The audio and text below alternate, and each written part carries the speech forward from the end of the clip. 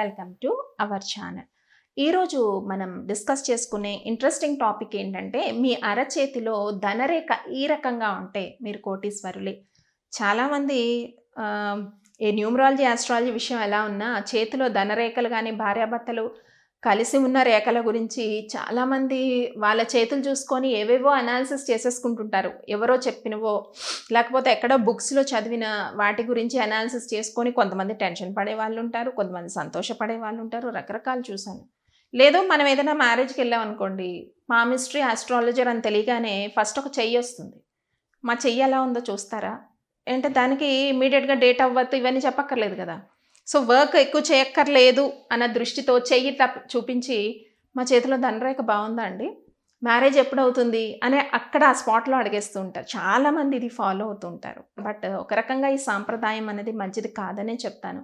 ఎందుకంటే ఆస్ట్రాలజీ పరంగా మనం ఎవరినైనా అప్రోచ్ అవ్వాలి అంటే మనకి శాస్త్రం కానీ ఏదైనా కొన్ని సమయాల్ని నిర్దేశించింది. ప్రశ్న అడిగే శ్రద్ధ కానీ, గురువు పట్ల ఉండే శ్రద్ధ కానీ చాలా ఇవన్నీ కూడా కన్సిడర్ అవుతాయి. ఖచ్చితంగా మనం అవునన్నా కాదన్నా ప్రతిదీ కన్సిడర్ అవుతుందండి. కాబట్టి ఎక్కడ పెడితే అక్కడ ప్రశ్న అడగకూడదు. జ్యోతిష ప్రశ్నలు పామిస్ట్రీ అవైలబుల్ ఉన్నా కూడా ఏ ప్లేస్లో పెడితే ఆ ప్లేస్లో, ఏ టైంలో పెడితే ఆ టైంలో పామిస్ట్రీని చూపించకూడదు. మీ చేతిని ఇతరులకు చూపించకూడదు. ఇలాంటి నియమాల్ని మీరు కొంతవరకు గుర్తుపెట్టుకున్నట్టయితే అనర్థాలు చాలా తక్కువగా ఉంటాయి. అయితే ఇప్పుడు ఈరోజు మనం మాట్లాడుకున్న టాపిక్ ఏంటంటే, అరచేతిలో ఈ ధనరేఖ ఈ రకంగా ఉంటే మీరు కోటీశ్వర్లు అన్న టాపిక్ మాట్లాడుకుంటున్నాం. కాబట్టి అరచేతిలో చాలామందికి ఐడెంటిఫికేషన్ ఉంటుందండి. ధనరేఖ ఏంటి అంటే ఇక్కడ నుంచి ఒక లైన్ స్టార్ట్ అయ్యి పైకి వెళ్తుంది. అంటే ఇది జీవిత రేఖ, ఇక్కడ నుంచి ధనరేఖ స్టార్ట్ అయ్యి పైకి వెళ్తూ ఉంటుంది కదా. దీని ధనరేఖ అని మ్యాక్సిమం అందరికీ తెలుస్తుంది. అది ఒకవేళ ఏదైనా కట్ అయితే అక్కడ మనకి మనీ లాస్ వస్తుందేమో.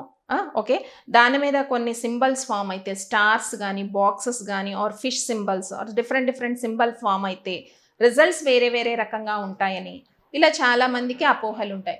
మెయిన్ థింగ్ ఏంటి అంటే ఆ మనీ లైన్ ఏదైతే ఉంటుందో అది ఎక్కడైతే కట్ అయిందో అక్కడ ప్రాబ్లం స్టార్ట్ అయిపోతుంది.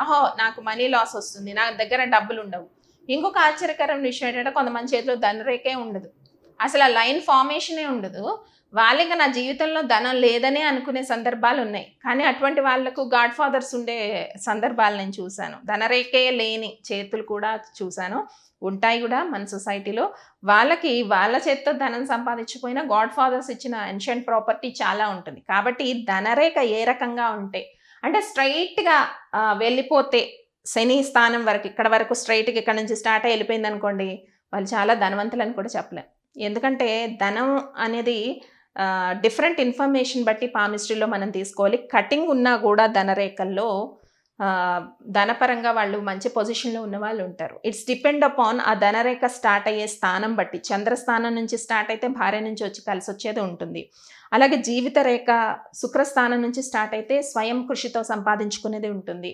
అలాగే కుజస్థానం నుంచి ధనరేఖ స్టార్ట్ అయితే ఎన్షియంట్ ప్రాపర్టీ వస్తుంది. ఇలా డిఫరెంట్ సబ్జెక్ట్ అనేది పామిస్ట్రీలో చెప్తా ఉంటాం. కాబట్టి ఎవరు ఈ రకమైన అపోహలు పెట్టుకోదు. సపోజ్ ధనరేఖ కట్ అయిపోతే మొత్తం కట్ అయిపోయిందేమో, మా లైఫ్ ఇక ధనం ఉండదు అని అధైర్యపడద్దు. కటింగ్స్ ఉన్నా కూడా కంటిన్యూషన్ ఎలా ఉంది, ఎక్కడి నుంచి ధనరేఖ స్టార్ట్ అయింది, అండ్ ధనరేఖ మీద ఉండే సింబల్స్ ఏంటి, దీని ప్రకారము అడ్వైజెస్ ఉంటాయి. కాబట్టి కొంత పూర్తిగా నాలెడ్జ్ ఉన్న వాళ్ళ దగ్గర తెలుసుకొని మాత్రమే మీరు డిసిషన్స్ తీసుకోండి.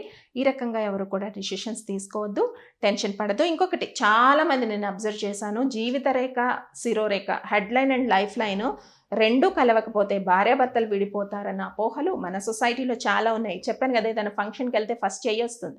మా చెయ్యి ఎలా ఉందో ఇప్పుడే చెప్పేయండి ఆన్ స్పాట్ అంటే వాళ్ళకి ఏ పద్ధతి నియమాలు తెలియవు.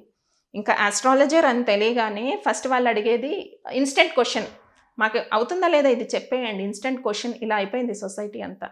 బట్ దేనికైనా ఒక పద్ధతి ఉంటుందని, ప్రశ్న పద్ధతి, సమయము ఇవన్నీ కూడా కన్సిడర్ చేసిన దాన్ని బట్టి కూడా వాళ్ళకి మంచి జరిగే అవకాశాలు ఎన్నో ఉంటాయి.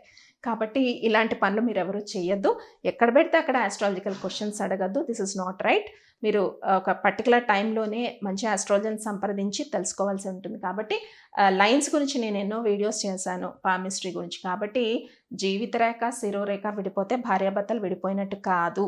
కాబట్టి వాళ్ళ థాట్స్ అవి కొంచెం ఇండివిజువల్గా ఉండే అవకాశం ఉంది, అది మాత్రమే. కాబట్టి ఇలాంటి ఎన్నో సూక్ష్మమైన అంశాలను గ్రహించి ప్రతి ఒక్కరూ ముందుకు వెళ్ళాలండి. ఎన్నో డౌట్స్ మీకు క్లియర్ అయ్యే ఉంటాయి ఈ వీడియో ద్వారా. కాబట్టి మీరు ఇవన్నీ కూడా జాగ్రత్తగా ఫాలో అవ్వండి. స్వస్తి.